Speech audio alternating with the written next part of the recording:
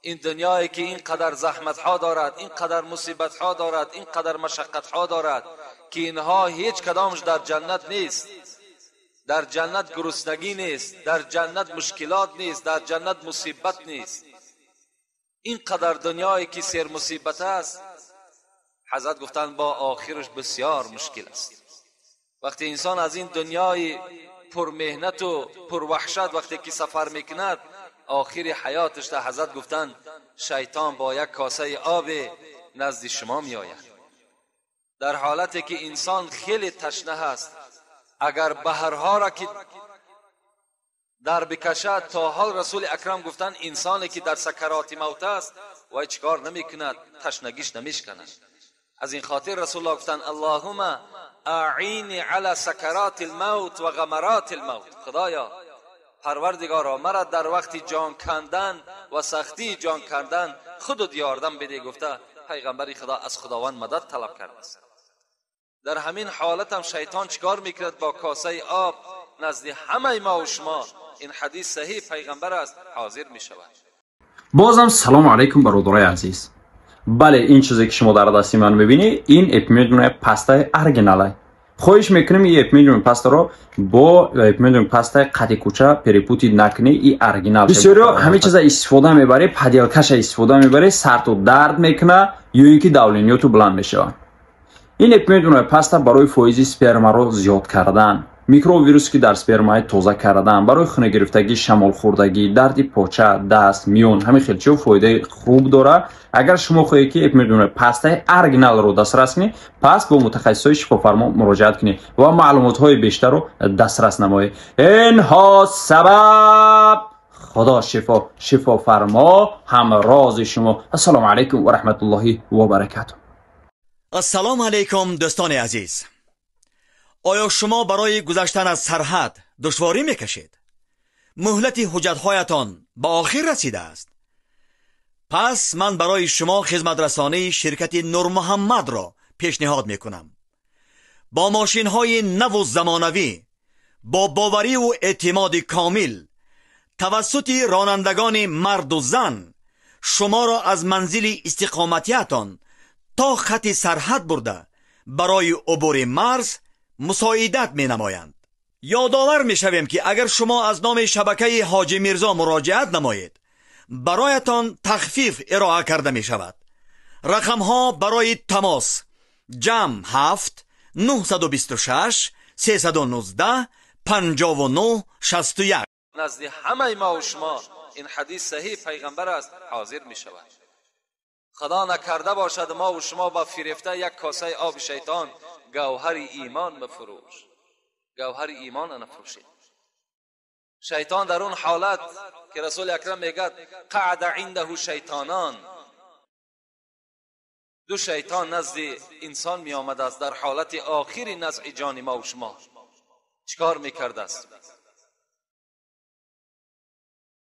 یکی از پره راست ما و شما می نشسته است، یکی از طرف چپ ما و شما می نشسته است. فالذی علی یمین علی صفت ابی. پیغمبر خدا گفتند آن کسی که، اون شیطانی که از جانب راست شما نشستگی است، در صورت پدر شما می آید. شیطان خودش را در هر صورت چکار میکند؟ داخل کرده میتواند.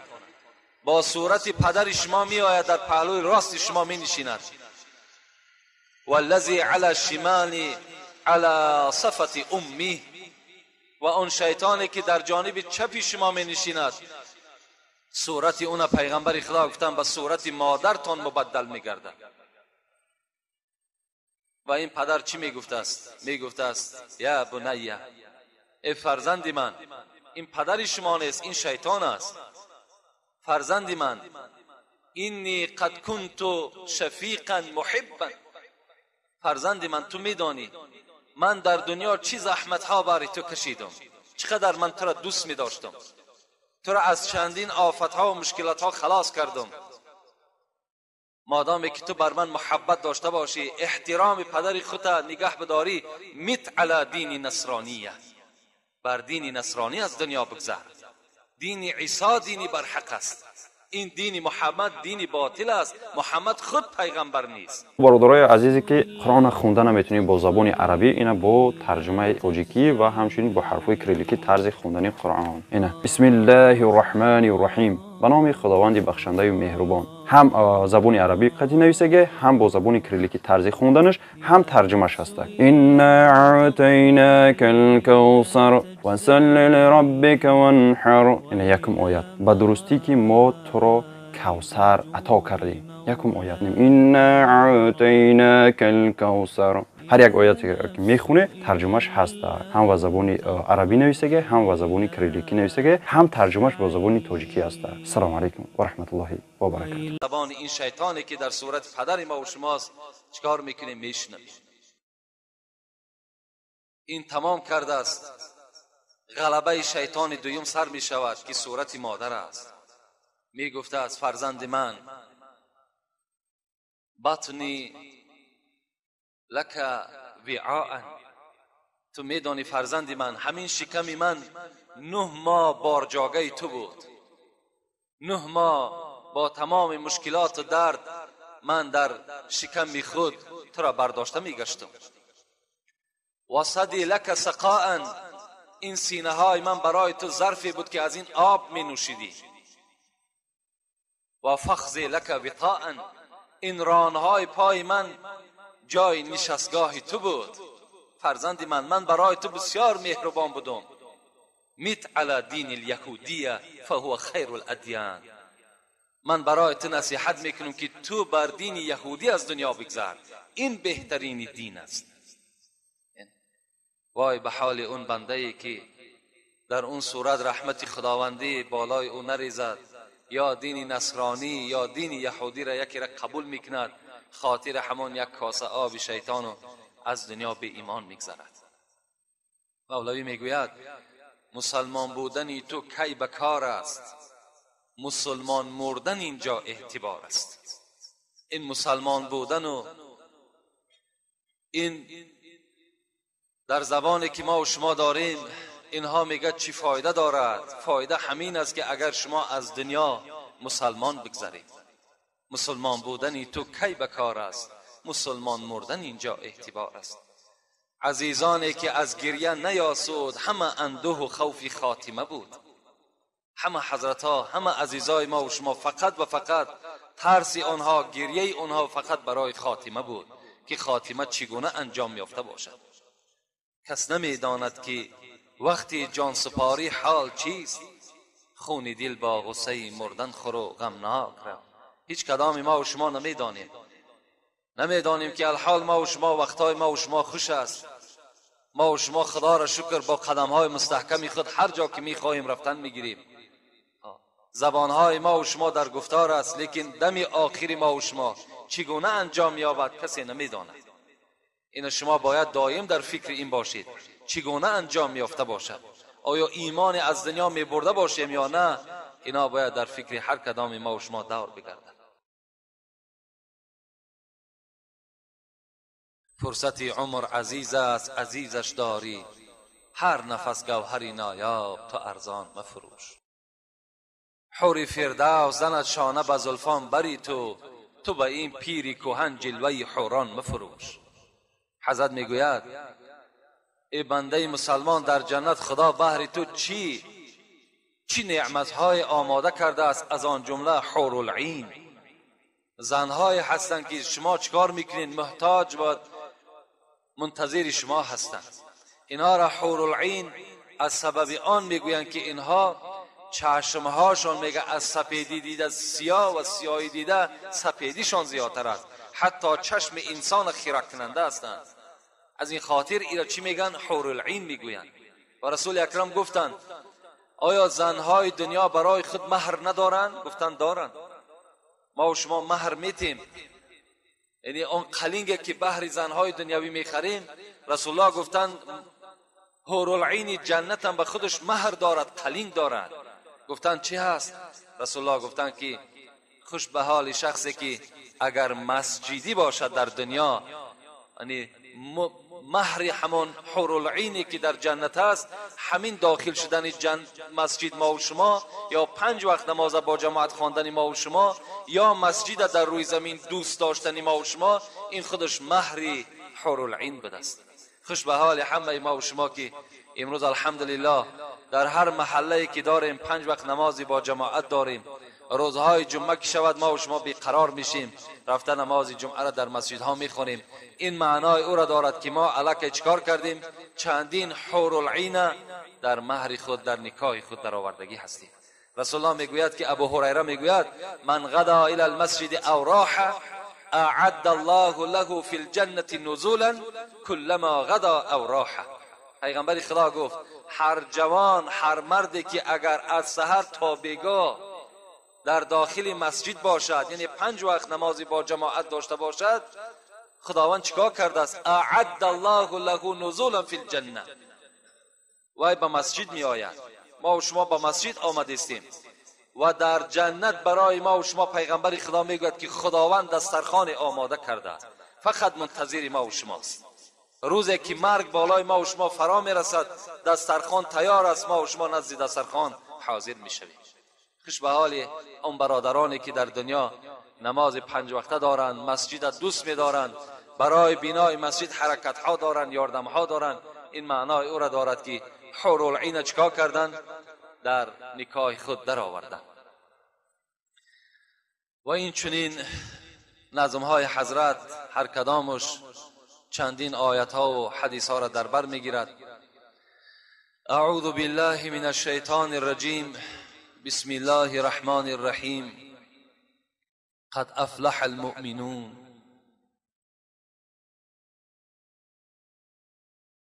در سوره پاره 30 از قرآن خداوند بر ما و شما خبر میدهد به تحقیق نجات یافت مؤمنها. کدام مؤمنها؟ همان مؤمنهایی که در یاد خدا باشند. و در دوامش میگوید و نماز خدا را انجام بدهند.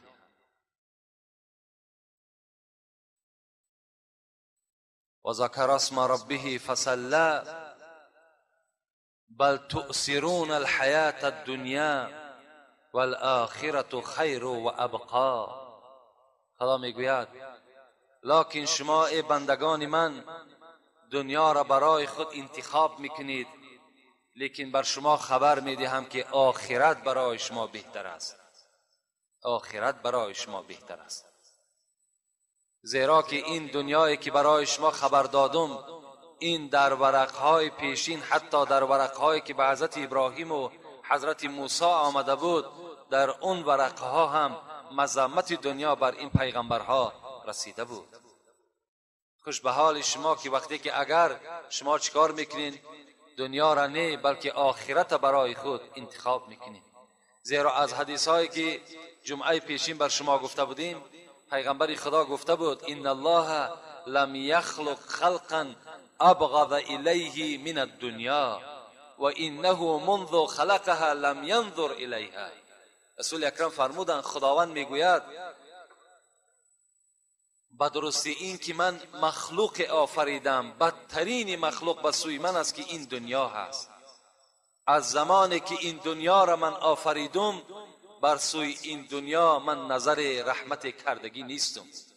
حتی که در حدیث های دیگری پیغمبر میگوید لو كانت الدنيا تعدل عند الله جناح بعوضة ما سقى كافرا منها شربة ماء. پیغمبر خدا گفتن اگر دنیا در نزد خداوند قدر می داشت، قیمت می داشت، همین دنیایی که ما و شما زندگی داریم، نمیگذاشت که این کافرانی که قرآن انکار میکنن، خدا را انکار میکنن، محمد انکار میکنن، نمیگذاشت که اینها از این دنیا یک قطره آب بنوشند اگر دنیا به شرطی که در نزد خدا قدر میداشت. البته مادامی که خانه های ما و شما که برای ما و شما قدر دارند، ما و شما دشمنی خدا در خانه نمیگذاریم. هیچگاه راه نمیتیم که در خانه ما و شما دشمنی ما و شما داخل شود. لیکن دنیا که مخلوق خداست و در نزد خدا هیچ قدر و قیمتی که ندارد، نظر کنین که دشمن خدا هم نعمت چه خورده است، مسلمان خدا هم چیکار کرده است، نعمت خورده است. خداوند میگوید من نمیگذاشتم که دشمنی من یک قطره آب از این دنیا بنوشد و اگر دنیا به سوی من محبوب میشد. حضرت علی گفتند دنیا از 6 چیز عبارت است.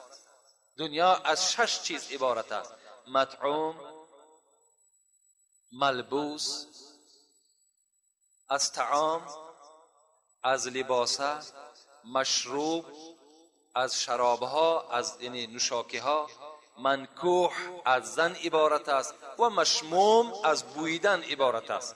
بین گفتن دنیا را گفتن به قدرش نظر کن که از طعام، دنیا از طعام عبارت است، یعنی به طعام در دنیا زندگی کرده نمی شود، لیکن بهترین و قیمتترین همین دنیا در طعامش این عسل است که این هم از چی است؟ گفت از آب دهن زنبور است. بهترین طعام دنیا خودش از آب دهان چی است؟ زنبور است گفتن. و بهترین و در دنیا به آب زندگی کرده نمی شود. این هم یک نعمت خیلی قیمت است. لکن حضرت علی گفتن نگاه کنین دشمن خدا هم می نوشد و دوست خدا هم از این آب چکار میکند؟ می نوشد. و در دنیا به لباس گفتن گشته نمی شود، لیکن از همه در لباس قیمتترین این ابریشم است. حضرت گفتن اینم از کرم می شود. البته از کرم پیله هست گفتن. و بهترین و در دنیا به زن زندگی کرده نمی شود گفتن، لیکن گفتن کمیزانی در کمیزدان است. اینی گفتن حتی همین زن هم چی است؟ در شرمگاه خود بول دارد. حضرت گفتن و دیگرش گفتن مشموم است، بویدن است، یعنی عطر هست. در دنیا خیلی چیزای قیمت هستند، لیکن همین عطر هم بسیاری شخصان شاید بدانند وقتی که همون آهو میگه مست میشود و قوله بلندترین میکند، چند قدر قوله بلندتر میشود اون قدر حرکت میکند و پای خود میگه میزند. در همین حالت میگه از همون ناف همون خودی آهو میگه یک مقدار سیاوی میریزد، میگه در همون بالای تیپکی وای چنان یک بو و چنان یک قیمتی دارد که اون وای دریافت کرده نمی شود. خیلی چیز قیمتی هست، کمی از او را در این خوشبویای ما و شما استفاده میکنند. یعنی بین قیمتترین خوشبو هم از چی است؟ از همون یک ناف آهو می شود گفتن. یعنی حضرت خبر دادن که دنیا یعنی قیمتی ندارد، هر چیزی که دارد حتی از پسترین باز مخلوق خدا گرفته می شود. حضرت عیسی را میگد روزه با یک بیابانی میگد با همراهی اصحابش میگه گذر کردن، با همراهی اصحابش گذر کرد. میگه نگاه کرد که در کوچه ها و در پیش دالان ها و در حوله ها میگه خیلی میگه مرده های زیاد میگه خوابیده بود، مرده های زیاد خوابیده بودند. حضرت میگه نظر کرد و گفت اگر اینها گفت دوستان خدا میشید یا محبان خدا میشیدند هر آینه اینها را در قبر جا میکردند، لیکن مادامی که در کوچه ها مرده اینها پرتافته شد، اینها چیا هستند؟ اینها از غضب خدا به هلاکت رسیدند. میگه یارهای حضرت عیسی گفتند حضرت عیسی میگه مناجات به سوی خدا کرد. خداوند گفت که از قسم شب ای عیسی گفتند فریاد بزن، از اینجا کسی پیدا می شود که جوابی تو را چیکار کند؟ جواب بگوید. میگه شب شد. حضرت عیسی میگه دست برآوردن به سوی خداوند مناجات کردن. خدایا گفتند از این هلاک شدگان کسی را برای ما زبان نصیب بگردان تا که به ما خبر دهد که این چی سبب شد که اینها به هلاکت دچار شدند. فریاد زد. میگه کسی از بین آنها جواب داد ای عیسی روح الله من برای سوال تو تیار هستم، چی میخواهی؟ حضرت گفتن امروز ما در کوچه ها جسدهای پرتافته شده را دیدیم، آیا سبب چی بود؟ شما برای چی در این غضب خدا گرفتار شدید؟ میگه از جانب اونها جواب آمد که ما کسانی بودیم که دنیا را بی نهایت دوست می داشتیم. دنیا را دوست می داشتیم. سحر در راحت خدا بودیم، امروز در عذاب خدا چیکار کردیم؟ گرفتار شدیم. گفت چه مقدار شما دنیا را دوست می داشتین؟ گفت مثل که کودک مادرش دوست می دارد، مثل همین گفت به دنیا بسیار محبت بسته بودیم. گفت چرا تو زبان داری؟ چرا که تو را خداوند زبان داد، از بین این قدر مخلوق فقط تو را اختیار کرد؟ گفت من کسی بودم که در بین این قوم گفت زاهد اینها بودم، پرهیزکارترین اینها بودم. من دنیا را دوست نمی داشتم، لکن در بین این مردمی که دنیا را دوست می دارد، در بین اینها که زندگی می کردم، از طعام و از شراب اینها که می نوشیدم، خدا مرم چیکار کرد؟ مبتلای عذاب اینها گردانید. یعنی مقصد از این چی است؟ مقصد از این است که پیغمبر خدا می فرماید تعیس عبد الدینار و الدرهم والقطیفه والخمیسه این عوتی رضی و این لم یعطا لم یرضا. اینا هم گفته بودن که ما چنان بنده بودیم که اگر خدا بر ما چیزی از نعمت خدا میداد، ما خدا را راضی بودیم، از خدای خود راضی بودیم. لیکن روزی که نعمت چه بالای ما بسته میکرد، ما چیکار میکردیم؟ ما از خدای خود راضی نمیشدیم. رسول الله میگه بعد گفتن چی گفتن پیغمبر ما و شما؟ گفتن هلاک شود، مرده باد آن بنده درهم و دینار. کسی که در دنیا بنده درهم است، کسی که در دنیا بنده دینار است، پیغمبر خدا گفتن تعیس عبد الدینار و درهم. خدا هلاک کند بنده ای که دوستدار درهم و یعنی دوستدار پول و مال دنیا هست. والقطیفه والخمیسه، پیغمبر خدا باز این دو چیز دیگر هم علاوه کردن. خدا هلاک شود بنده ای که فقط و فقط در پوشیدن بهترین لباس ها و در بالای بهترین جایگاه ها خوابیدن دوست می دارد. خدا هلاک باد این گونه بنده را. رسول الله دوست نمی داشتند، رسول الله اختیار نکرده بودند دنیا را. حتی حضرت ابو هریره میگوید وقتی که من از حال پیغمبر خدا به شما حکایت کنم که رسول الله ما یجید من الدقل، حتی میگه شبهای میشد که پیغمبر خدا یعنی خودش میپیچاند از گرسنگی، از شدت گرسنگی، حتی پوست خرما هم دریافت نمیکرد. میگه ما یملا به بطنه، حتی پوست خرما هم نمیافت که شکم خچه حضرت میگه سیر کنه. یعنی اگر میخواست دعا میکرد دنیا همه برای خرما میگرد، همه یو تنگه میگرد، همه یو ناز نعمت در پیش پیغمبر خدا چکار میکرد؟ پیدا میشد. لکن حضرت چکار کردن؟ محبت دنیا را برای خود اختیار نکردن. و برای ما و شما هم گفتن که ابو سعید خدری میگوید جلس رسول الله صلی الله علیه و سلم علی المنبر و جلسنا حوله. پیغمبر خدا بالای منبر برآمدند و ما در اطراف پیغمبر خدا نشستیم و رسول اکرم میگه به جانب همه ما گفت چی گفت؟ ان مما اخاف علیکم من بعد ما یفتح علیکم من زهرة الدنیا و زینتها. ای امتی من، گفت من بعد از سر خودم بر شما بسیار ترسننده هستم بر یک عمل شما. کدام عمل؟ ما یفتح علیکم من زهرة الدنیا و زینتها. این است که بعد من دنیا باز رنگارنگ می شود، دنیا باز شیرین تر می شود، دنیا را کارش باز زیادتر می شود که شما شیفته و محبتی بر دنیا می بندین که شما همگی همت گمراه میشین و از راه حق چکار میکنین؟ منحصر میگردین. یعنی شما را همین دنیا البته فریب میکنه. ابو هریره میگه روزه من در بازار بودم و نگاه کردم که بی نهایت مردم در جوش سودا هست. میگه فریاد زدم، گفتم ای مردمی که امروز همه شما به سوداگری مشغول هستین، در مسجد پیغمبر خدا میراث تقسیم رفته ایستاده است. میراث پیغمبر خدا را تقسیم دارند. آیا شما چرا از میراث پیغمبر خدا چیزی نمیگیرید؟ میگه وقتی که شنیدن که میراث پیغمبر خدا تقسیم می شود، فکر کردن که اشیای دنیا هست، فکر کردن که مال دنیا هست. همگی میگه به مسجد دویده آمدند. وقتی در آمدن در مسجد کسی را ندیدند مگر یک مردمی را دیدند و پس گشتن به پیش ابو هریره رفتن. گفتن ابو هریره در پیغمبر خدا را در مسجدش هیچ تقسیم میراث نمی رفت. ابو هریره میگه گفت کسی در مسجد نبود؟ گفت مردم زیاد بود لکن تقسیم میراث نبود، بلکه یک گروهی مردم نماز میخواند یک گروه به ذکر خدا مشغول بود، یک گروه دیگر ذکر حلال و حرام میکرد، دیگر هیچ چیزی در مسجد نبود.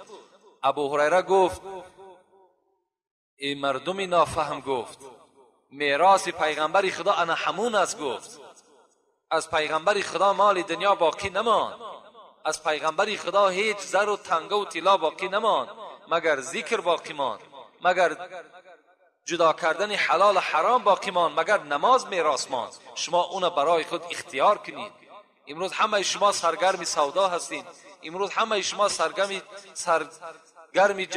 جمع کردن دنیا هستین، لکن از میراث پیغمبر خدا چیزی برای شما میراث نرسیده است. در اصل پیغمبر خدا بیهوده نترسیدند.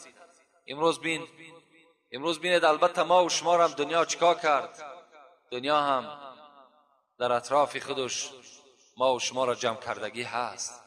البته کاری از دنیا میبراید که ما و شما مانع نماز جمعه میشیم، خب یا کاری از دنیا میبراید که ما و شما به نماز 5 وقته نمیریم. اینا سبب شدن، اینا همه عملهای همون دنیایی هستن که ما و شما چیکار کردیم؟ به اینها مبتلا شدیم و امروز به عبادت خداوندی نمیرسیم. لکن از همه خلاصه گپ همین است که انسان در دنیا زندگی کردنش غلط نیست. ما و شما زندگی میکنیم، صاحب فرزند میشیم، صاحب مال و اسباب انجام میشیم، لکن فراموش نکنین که محبتی بر دنیا و محبتی بر این عمر بستن این چی است؟ این خودش غلط است.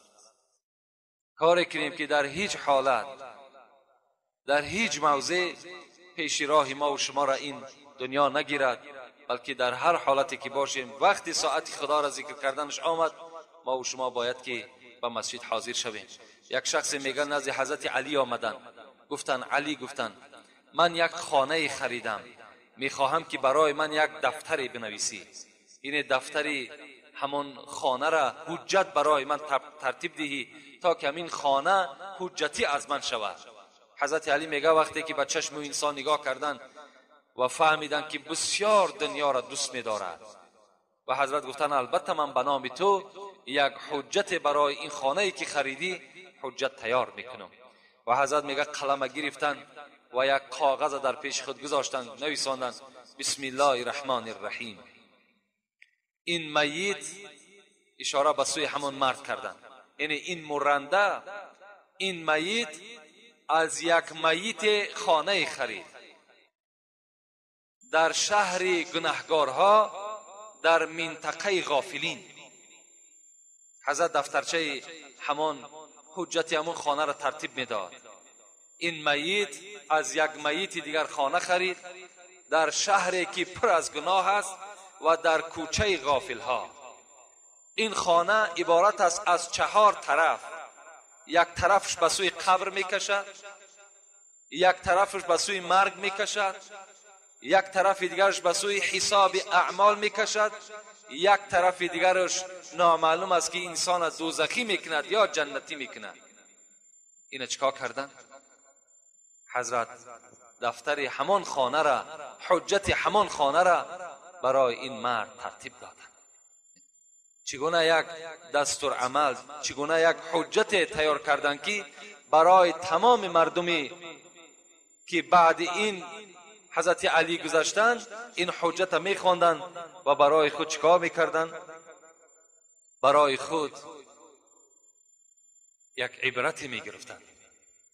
امروز چنان دنیا هم شیرینیش در ما و شما غلبه کرد که حتی که بین اگر یک برادرمان یا دادرمان یا اولادمان که اگر از مال دنیا چیزی نداشته باشد ما با او صحبت هم نمیکنیم، ما او را قدر شناسی هم نمیکنیم. به قدر اون برادری که دولت ندارد، سولت ندارد، به قدر او نمیرسیم. حتی سعدی میگوید که زمان خودش حتی حضرت یادآوری کردند که امروز به زمان ما و شما بی‌نهایت مطابق است. چی گفتن؟ گفتن امروز خلق خیش بسیم و بزر کنند، بیزر اگر برادر زو هم حذر کنند. امروز زمانی شد میگد که تمام کار انسان، تمام برادری و تمام همنشینی ما و شما فقط به واسطه پول و مال دنیا شد. امروز خلق خیش بسیم و بزر کنند. بیزر اگر برادر زو هم حذر کنند. اگر برادرش خواه برادری مادری و پدریش است، خواه مسلمانی که مسلمان ها و مؤمن ها همه با یکدیگر برادر هستند. اگر یک مردی که مثال مال نداشته باشد، پول نداشته باشد، برای ما و شما چی است؟ وای برادر هم دیگر حساب نمیخورد، زیرا وای فقیر است، زیرا وای دست نارسا دارد. امروز خلقش خیش بسیم و بزر کنند. بیزر اگر برادر زو هم حذر کنند. زردار اگر چی نادان گویند عاقل است، بیزر اگر چی دانا مثلش بخر کنند. حضرت بین میگد امروز زمانی شده است که حتی آدمی که بیزر است، بی دولت است، امروز کسی بی دولت است، کسی بیزر است، او پیروی رسول اکرم است. پیغمبر خدا مال نداشتند، هیچ دوستان خدا دنیادار نبودند.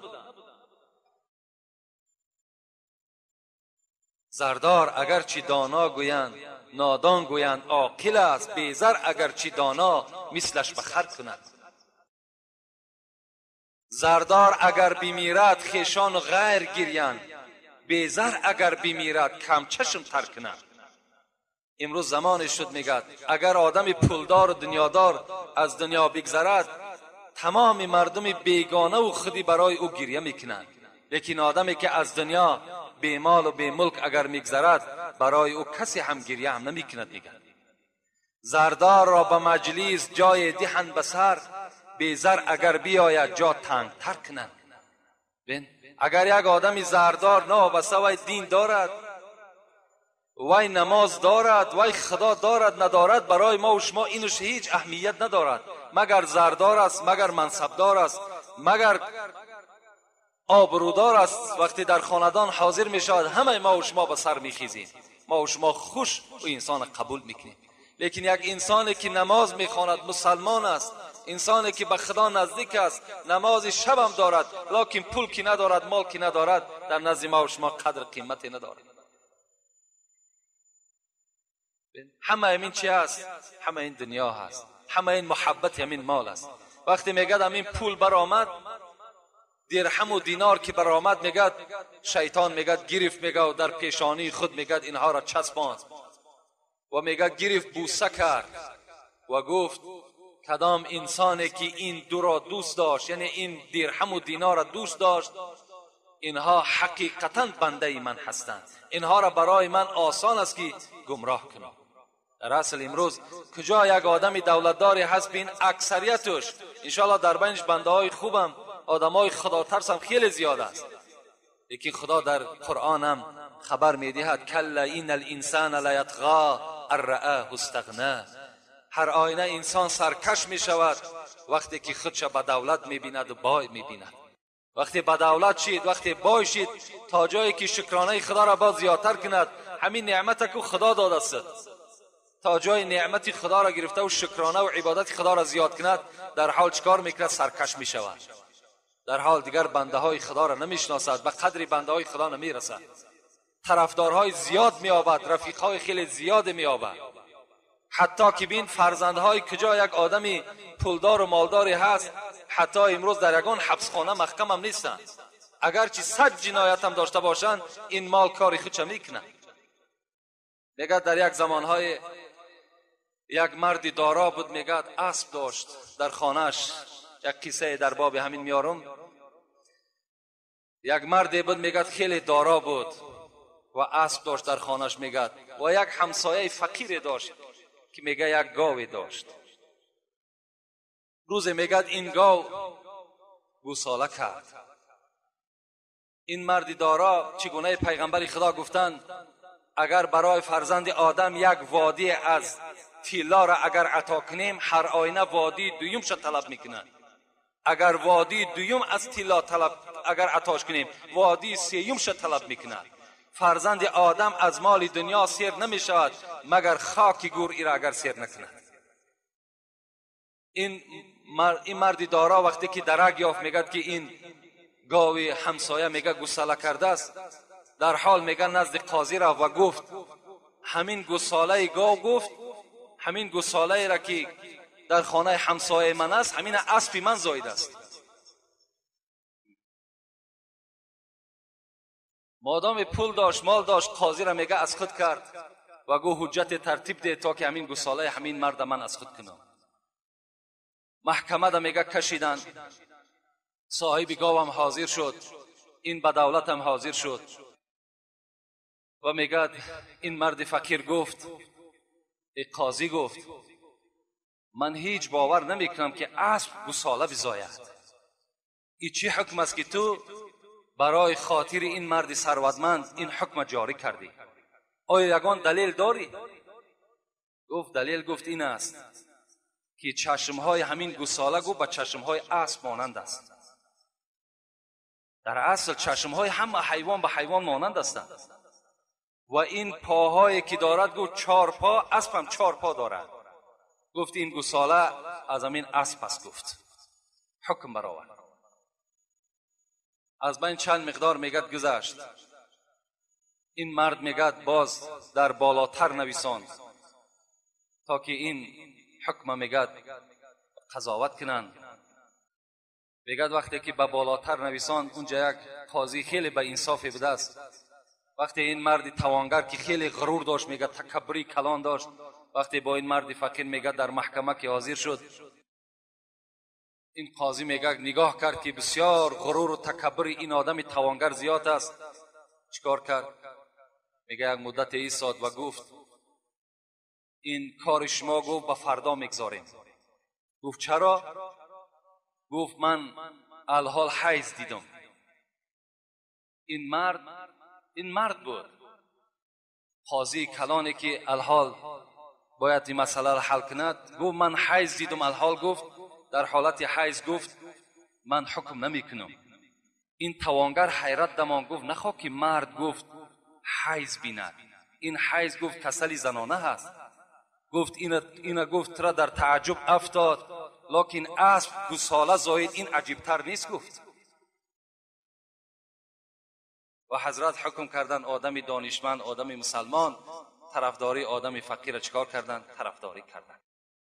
امروز ما و شما هم باید که هر جا که یک برادری داریم نمازخوان است، خدا ترس است، پیروی رسول اکرم است، پیروی سنت های پیغمبر خداست، نابسته مال دارد ندارد، ما و شما باید به اینها محبت بندیم. باید اینها را ما و شما دوست بداریم. اینها را ما و شما از معرکه های خود بیرون نکنیم، زیرا رسول اکرم خود فقیر بودند و فقیرها را دوست می داشتند. به حضرت بود دائم حب درویش. حضرت مولوی میگوید به حضرت بود دائم حب درویش، تو چون اقرب زنی درویش را نیش. تو چرا فعل اقرب داری؟ تو چرا فعل کژدم داری که فقیرها را آزار میتی؟ باید ما و شما الفقراء، پیغمبر خدا میگه یدخلون الجنه قبل الاغنیاء ب500 سنه. فقیرها گفت از پیغمبر خدا پیش از بایها با 500 سال داخل جنت میشوند. فقیرهایی که امروز فقیری خدا و تنگدستی خدا از خدا میبینند، فقیرهایی که در اصل مسلمان باشند، نگن که مثال ریسک خودشون از دوره های پیش بینن یا ریسک خودشون از یگان مرد دیگر بینن، بگوین که فلانی بود ما سیر بودیم پر بودیم، فلانی کی نیست یا فلان دوره کی نیست ما الکی تشنه و گرسنه ماندیم. این گونه فقیرانی که از خدا دیدن، فقیرانی که تمام پستی و بلندی خدا از جانب خدا میبینن، اینها داخل جنت میشن. گفت پیغمبر پیش از بایها با 500 سال. انشاءالله در این باب دنیایی که 2 جمعه با شما صحبت داریم خیلی موضوع کلان هم هست. فقط خلاصش همین است که ما و شما را چگونه که پیغمبر خدا فرمود فریفته نسازد، بلکه دائما در یاد خدا باشیم. ساعت عبادت خدا آمد، دنیا را ترک می سازیم، عبادت خدا را می کنیم.